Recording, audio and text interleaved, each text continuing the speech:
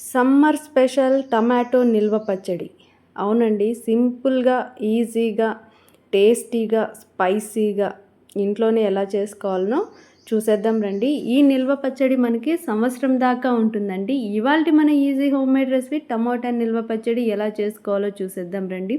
ఇవి 2 కేజీస్ టమాటోస్‌ని తీసుకుంటున్నాను నేను.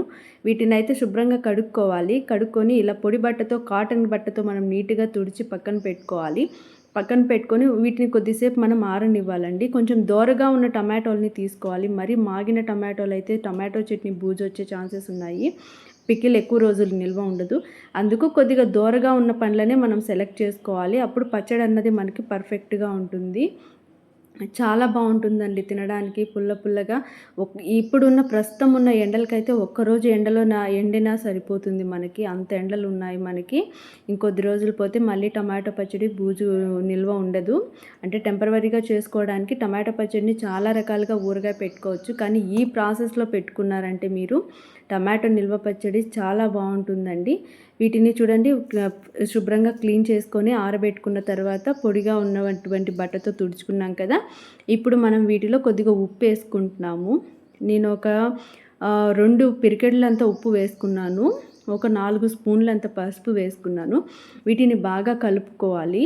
ఇలా కలుపుకొని కొద్దిసేపు వీటినైతే మనం బాగా ప్రతి ముక్కకి ఉప్పు అన్నది పట్టేలాగా, ఉప్పు పసుపు అన్నది పట్టేలాగా మనం వీటిని బాగా కలుపుకుంటున్నాము. ఎందుకంటే వీటిలో ఉన్న ఉప్పు పసుపు యాడ్ చేయడం వలన ఎక్సెస్గా ఉన్న వాటర్ అన్నది మొత్తం కిందికి దిగిపోతుందండి. ఇది నిల్వ పచ్చడి కాబట్టి వాటర్ అన్నది ఎక్కువ ఉంటే మనకి బూజు వచ్చేస్తుంది మళ్ళీ పికిల్ అన్నది. ఇలా దీనిని మనం ఒక 2 అవర్స్ పాటు నానబెట్టుకుంటున్నాము. ఇలాంటి తడిపి పక్కన పెట్టేసుకుంటున్నాము. నేనైతే ఒక 5 అవర్స్ పక్కన పెట్టేస్తాను.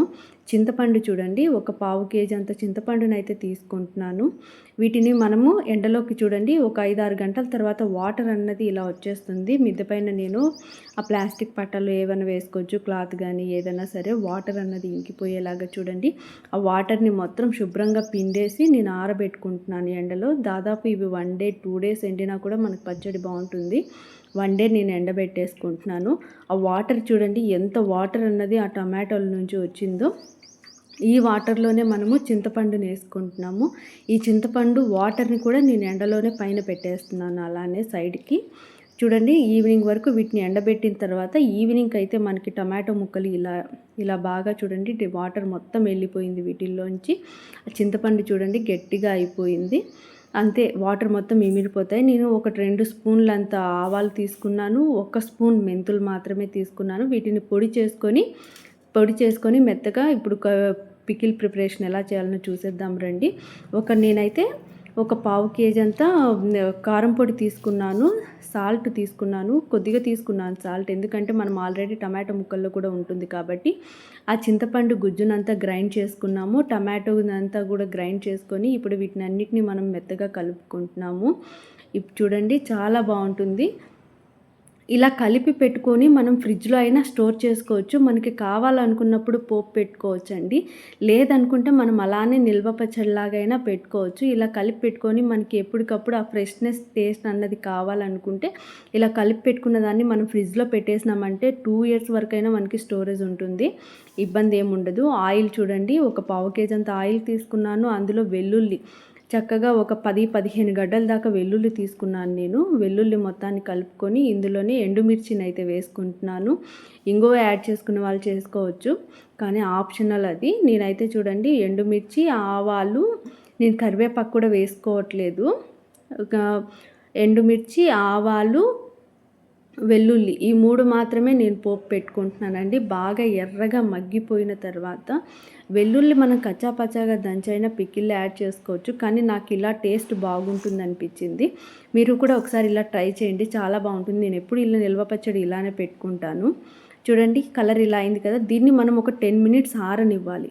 ఆరిన తర్వాత ఇలా మనం గట్టిగా రుబ్బు పెట్టుకున్నటువంటి ఈ పికిల్లేకైతే ఆ తిరగవాతను మొత్తం యాడ్ చేసుకొని కలుపుకోవాలి. అంతేనండి. సింపుల్గా మనకి ఈజీగా టేస్టీగా ఉండే నిల్వ పచ్చళ్ళు అయితే రెడీ అవుతాయి మనకి. ఇప్పుడు ఇందులో మనం ఉప్పు కారం అడ్జస్ట్ చేసుకోవచ్చు. చూడండి ఇదైతే మనకి చల్లగా అయిపోయినట్లు అనిపిస్తుంది తిరగవాత. ఈ తిరగవాతను మొత్తం మనం ఇప్పుడు పికిల్లోకి యాడ్ చేసుకుంటాము. చల్లగవ్వాలి. వేడిది యాడ్ చేసినామంటే పూజ వచ్చేస్తుంది. ఇది బాగా చల్లగవ్వాలి. చల్లగైన తర్వాత మాత్రమే మనం దీంట్లో పచ్చడిలోకి కలుపుకోవాలి. చూడండి పచ్చడిలోకి మొత్తం కలుపుకుంటాము. అంతేనండి, ఎంతో టేస్టీగా 1 ఇయర్ పాటు నిల్వ ఉండే మనకి టమాటో పచ్చడి రెడీ అయిపోతుంది. చాలా బాగుంటుంది. ఫ్రిడ్జ్లో పెట్టుకోవాల్సిన అవసరం అస్సలు ఉండదు. ఇది బయట పెట్టుకునే నిల్వ పచ్చడే. మనము దీన్ని జాడీలోకి కానీ ప్లాస్టిక్ బకెట్లోకి కానీ దేంట్లోకైనా మీరు తీసి పెట్టుకోవచ్చు. సింపుల్గా ఈజీగా. Thank you for watching.